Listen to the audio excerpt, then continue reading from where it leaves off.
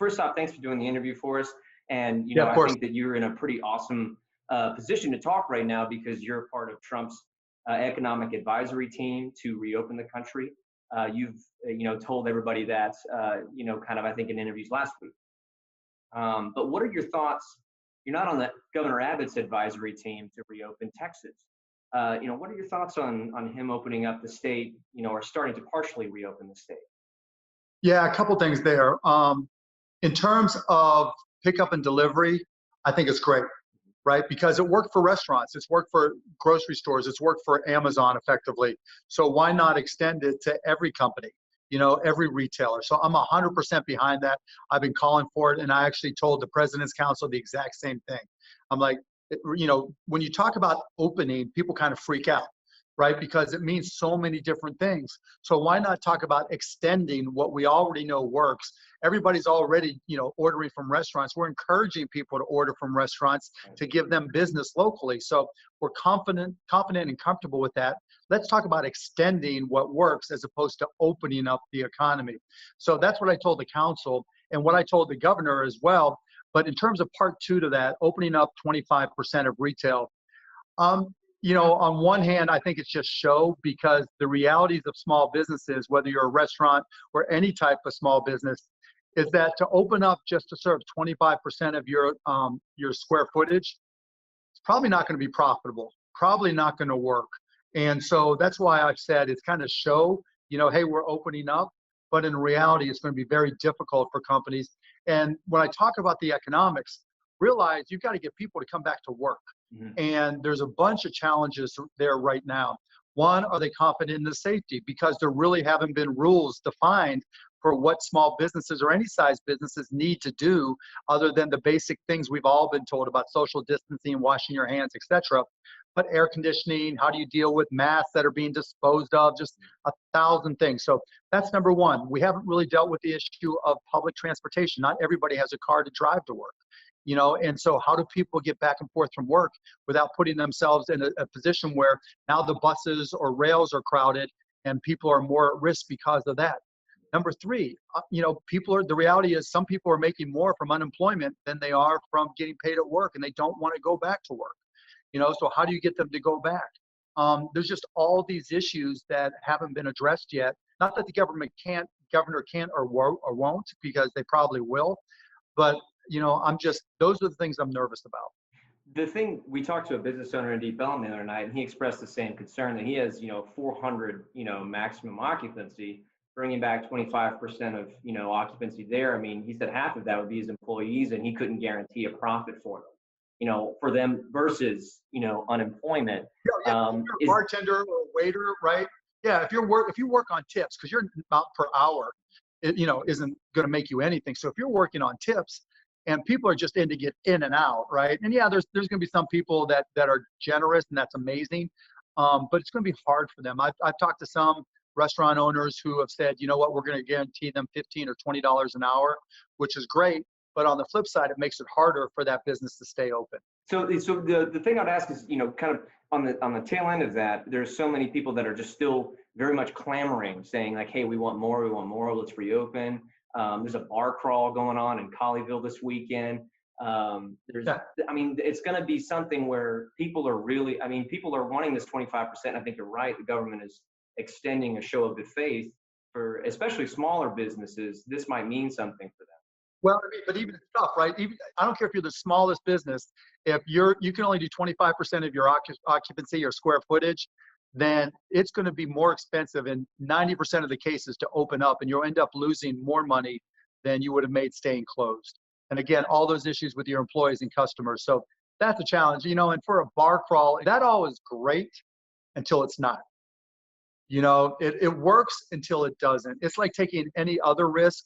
You can play Russian roulette, and you're going to be lucky most of the time until you're not. And I'm not saying this is the equivalent of Russian roulette completely, but there's a certain risk. There's just so much we don't understand about this virus. And I recognize we can't close businesses down. I'm an investor in more than 200 small businesses. A lot of them are struggling, and I'm working with them. And it's not like, oh, you just write a check. If I own 5% of a Shark Tank company or 10%, people don't realize, they don't want that debt. And if I just give it to them, here's a gift, they have to pay income tax on it. So there's just a variety of things that make these things challenges. And so you can't just say, just wing it, and let's see what happens. That's why I've always been a fan of doing it progressively. If so many companies now are starting to adapt to pickup and delivery and getting good at it and getting their cost structure relative to that they're starting to make money at it. And so, just do what works as opposed to putting everybody at risk. What do you think about this weekend, what it will look like? Because there are, like you said, there probably are some businesses that are saying, we don't really want to dive in just yet. We'll see where the waters go with other places maybe. I think people will start to head out more. What do you think is going to happen this weekend? Do you think we'll see something similar? I have no idea. And that's the whole point. Neither does anybody else. You can convince yourself of anything when it comes to this virus. You can find a stat that justifies any position you want to take, which again is all the more confirmation that we have no clue whatsoever, right? And so there's people that are sending around this YouTube video with 2 doctors, saying it's safer. And then there's people who will talk about what happened in 1918, and we'll come up with all these justifications. But again, we don't have therapies so that if you get sick, it's easy. We don't have a vaccine yet. Now, do I think we will? Absolutely. I am such a big believer in American exceptionalism. And this is kind of like a new Manhattan Project.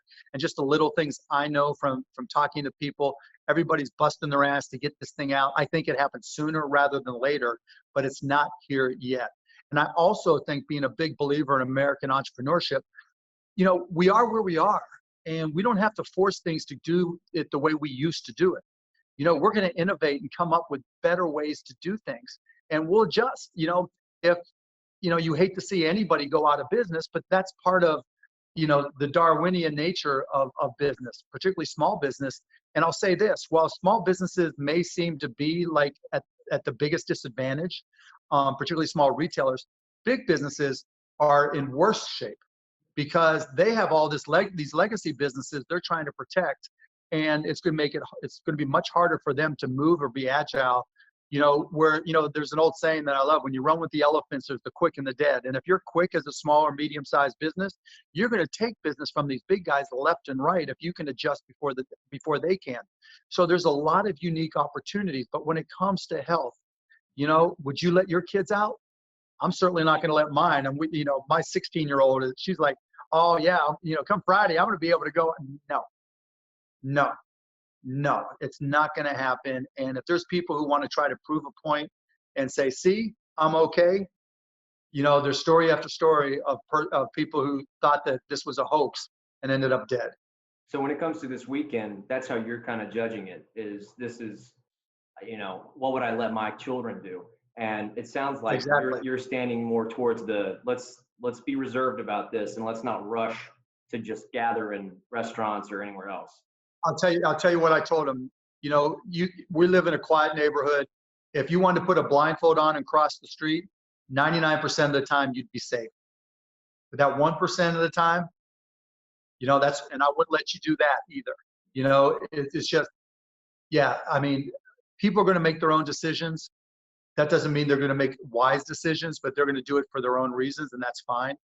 But there's just so much uncertainty. And I just, when people, and I'll say this, I know I'm going off kind of a tangent, Matt, sorry. But when people talk about fatality rates and mortality rates, what they don't talk about are people who have been impaired, right? So death isn't the only bad thing. Death is the worst thing, obviously, despite what Dan Patrick says. Death is the worst thing that can happen. But at the same time, you get people who get blood clots. You get people who've had strokes. You get people who have had their lungs impaired, who have had their kidneys impaired. And so when we look at statistics, we don't incorporate the people who maybe can't work the way they used to, or going to be off of work for an extended period of time, or need care, or going to have to spend more time in the hospital, or maybe we're on a ventilator and now their lungs have issues. They're now talking about neurological damage that occurs because of this. No one's adding up the stats to say who are all the people that have been negatively impacted enough that maybe their work or their career or whatever is not going to be the same. And so when we do these evaluations, these personal evaluations of what's safe and what's not, I mean, you got to really be careful on how you evaluate them. So, last question about reopening. And like I said, I know your advisory role is pretty, I remember you said you just took the position because you're a patriot. If the president calls and asks for your help, you do so.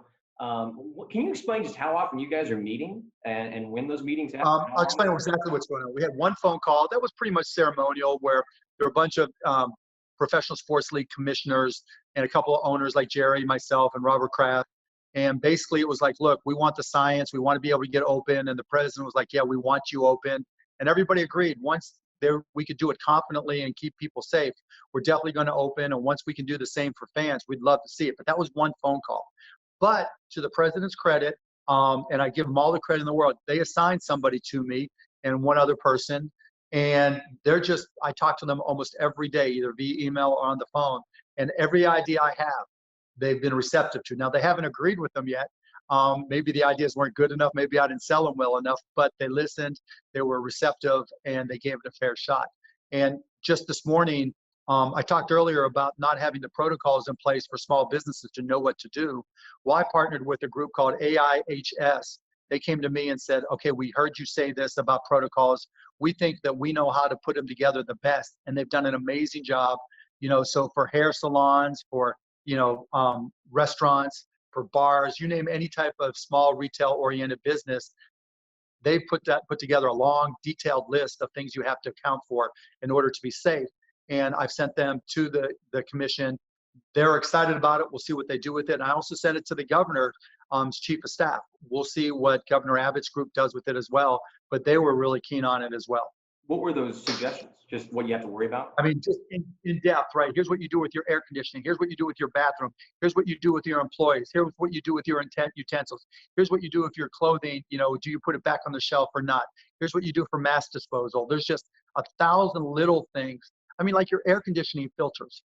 Do they work or do they not work? Yeah. No one's really brought that up as an issue, but there's research that says, if somebody's sick and the air conditioner is recirculating that air, you can make more people sick, even if you're outside the 6-foot distance, and so little things like that you hate to say could literally be the difference between life or death or the resurgence or non-resurgence. How interesting is it to be critical of the president in the past and to currently be a little bit more, on the side of not being ready? I think you said that in some interviews in the past, but then also to be simultaneously working with them.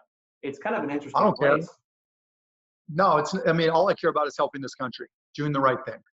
I like the guy, the president, I like him personally. There's a lot of things I don't agree with him on. There's a lot of things I do differently, but what I think and what I do, differently don't matter, right? And it's not even about, criticizing him, because what's done is done. When people have tried to get me, rip on the president for this, there's just no reason to. He was working with imperfect information. I don't care who you would have put in there. It would have, half of it's a guess, and you just do, the best you can. Just like we were talking about earlier, right? You just do the best you can. And so, I'm not going to knock him for his efforts in any of this. And so when he asks, hell yes, I'm going to do it. And, if I disagree with him for 1,000 things and he asks me to help this country, the answer is still going to be hell yes. So I have 2 more kind of sections we'll hit, and then we'll be good. But you kind of bounced this idea off of Fed overdraft for PPP. Can you kind of walk us through that? Because, we talked to a restaurant owner, Brain Dead Brewing down in Deep Ellum, good place. And we've used that kind of as a litmus test in a sense, because they're a pretty big place. And they said it's difficult because we're all struggling to get loans and lenders are not being able to get them from us. And there's just there's a disconnect. Yeah, it's a mess. Yeah. So when the idea of PPP first came up, the idea was speed is what you need, right? Because we were at a point in March where business was starting to decline precipitously, and we needed to get money in the hands of small businesses almost immediately so that they could retain their employees. And every day that was delayed meant more businesses closing and or releasing more employees. So what I said was, rather than doing a PPP program with loans through banks, because banks are going to want to have applications, banks are going to want to go through the whole credit analysis process, because they were burned in 2010 because the feds came in after they were pushed to make loans that weren't of high credit quality. And so you knew that banks were also going to make choices. And if there was a limited amount of funds, help their best customers, because why wouldn't they? Mhm. So what I suggested was, for companies that would qualify for PPP, let them define what their needed expenses were: payroll, healthcare, rent, utilities, whatever those ongoing repetitive expenses were. And rather than waiting for them to get a loan from a bank that was approved by the Federal Reserve, allow them just to continue to overdraft for any direct business expenses, limited by the amount they had spent on average over the last 3 months. So they could just say, okay, here's my rent, here's my utilities, and the bank would just say, go ahead. And if you bounce it, don't worry, we'll cover it. And then the Federal Reserve would make them whole at the end of every day, so the bank doesn't have capital restriction problems. Now, their response was, well, there's going to be more fraud. And I'm like, no, the banks already know the checks that these companies have written in the past, and they already had money laundering controls. And I'm like, look, with the PPP loans, I'm not saying anybody's doing this, but if there's a fraudulent company that gets a $206,000 loan, that's the average, there's no reason they can't just go out and buy a Ferrari and just say, hey, I spent it on a Ferrari, I'll pay you, at these low interest rates when it's due. And that's And that's so, kind of the thing, is that the banks have more information just because they track your spending so well. No one uses, very little people use cash when I mean, it's not like right, anybody's and as it stockpiling. turns out, I worked with a bank, Citizens Bank in Edmond, Oklahoma, Mhm. a woman by the name of Jill Castillo. And we had this exact same conversation, and they were going to do PPP loans, but they opened it up to overdraft protections instead. And it was better for them because they were better able to control their capital and better able to support their customers, because they only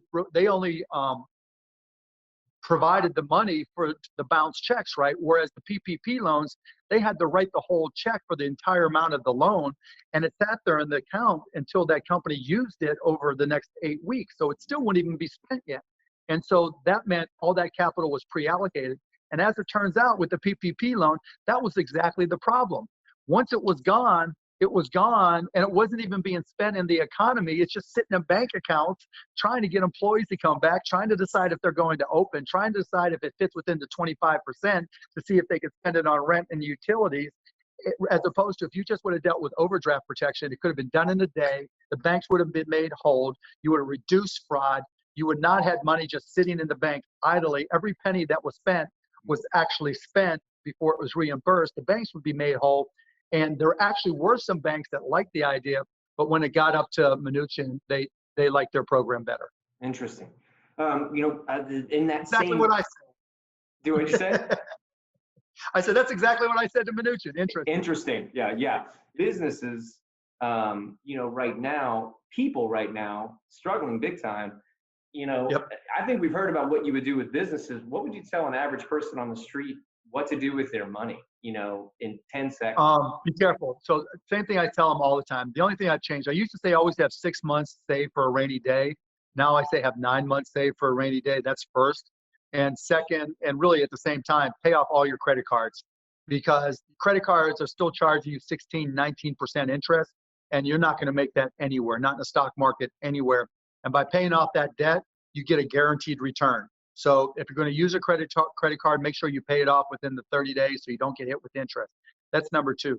Number three, everybody's like, well, should I invest in the stock market now? Should I invest in the stock market? I've actually gone to cash.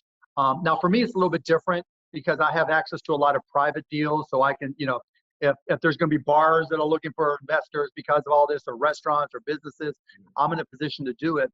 But you've got to be careful. I think if you can invest for the long haul, I think in 5 years, the market will be up from where it is now. It always works out that way. But don't think you can make a quick buck, right? So it's okay to say, you know what, I'm going to put in 10% now, 10% next month, or however you want to divvy it up. And if it goes up, you'll average cost up. And if it goes down, you'll average cost down. But you just got to know that you can't touch that money. You've got to pretend it's gone. Yeah. You'll never see it again, because that's the only way you can do it. We'll get kind of into a world that you love, basketball. Yes. This is a little bit more the easier part of the interview. When do you think it's going to come back? I don't know when it's safe. But I can tell you, talking to the guys, they're all chomping at the bit. Yeah. Oh my goodness. The Mavs are having an amazing season. too, you know, and you Oh guys. yeah, I mean it was horrible. I mean the good news is Lucas Hands get the and it happens for all teams. All those little nagging injuries when Mhm. we come back, and I'm guessing we will. They'll be healthy, and so it'll be like the start of the season. You'll have a new level of energy going into the playoffs, so that'll be really cool. Um, but yeah, it's been brutal. I mean, March 11th seems like it was 3 years ago. Yeah. Yeah. I mean, and also we know that, you know, you did a really nice thing. You got a lot of publicity for it, you know, paying off the stadium workers at AAC. What's the status of that right now? I mean, we've heard rumors that, you know, their jobs, you know, I mean, you can't do that for a long period of time, obviously. We understand that. Yeah, I mean, you know, we're paying them as if life was still going on. Now the season would be over for now, obviously. Mhm. And so what we've tried to do instead, we're working through a company called Shift Smart, where we're trying to get them hours working for nonprofit organizations like the food bank and everything. So Cool. Shift Smart, Patrick Grant over there has done a great job putting together this program and has placed thousands of people already and paid out, I don't even know how much money, but a lot of money. So where we couldn't exactly, just pay them because they weren't my employees directly, but we tried to find other work for them and realize they they didn't have set hours or anything anyways, right? Because they knew the season may have come to an end in April anyways. Realistically, do you think basketball will look the same? You know, I think we might see a season possibly, you know, within maybe a month or two, depending on the safety. I mean, it could Yeah. look good, but do you think it'll look the same? I mean, there'll be no fans. I mean, it'll be great for Dallas though, just watching on television. I mean, how fired up is everybody going to be? The Mavs end up playing the Lakers or the Clippers or whoever, in the playoffs. And I mean, we just need sports right now, especially North Texas, man. We're just so sports crazy and get so fired up about our teams. We just need something to root for. I mean, now it's become almost like a sport. Do businesses open or not open, and which side are you on? And it's become so partisan. We just need something to bring us all together so we're all on the same side rooting for our Dallas teams. Last question I'll ask here. Have you been watching The Last Dance at all? And I'm Yes, sure you have. absolutely. There's a moment in the most recent episode where Michael Jordan finally breaks through and wins his first NBA championship. I know you were really very much pivotal when it comes down to the Mavs winning their first NBA championship. Were there some, did you feel the similarities, as an owner Oh watching yeah, those I got videos? goosebumps. Oh, I had chills. I literally had goosebumps. I can feel them again right now. Just that feeling when, just, and I can see Dirk in his face, right? And just that emotion that came from Dirk and that you saw in Michael. Yeah, it was, yeah, and now they're replaying all the Mavs games, from the playoffs on Fox Sports Southwest. And, so all the guys from back in the championship team are texting and just reliving some of those moments. So hearing their comments via text is just incredible. Yeah. Yeah, it was an amazing moment. And I'll tell you, on The Last Dance, I don't even know what I would have done with all these guys wanting to take vacations and, not wanting to play. And it's just like, oh my God, you renegotiating contracts.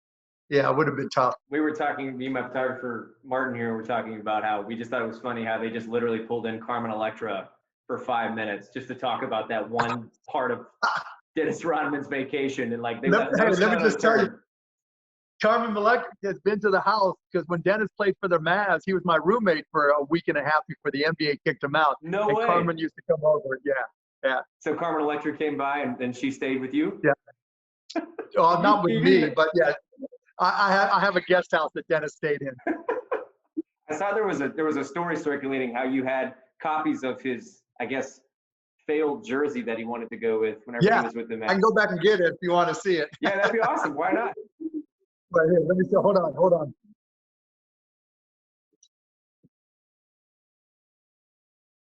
Go ahead and bury it. So tell me the story behind this. Oh wait, see the Rodman on back. Let's see. Yeah, I got you there. So what's the story behind that? The league didn't want it? He wanted to wear 69. Yeah, he wanted to wear it. The league said no. And I had one made, right? And because we were going to take pictures and everything. And I was like, don't throw that away. So that's what from what year is that? 2000. 2000. Oh my Yep. gosh.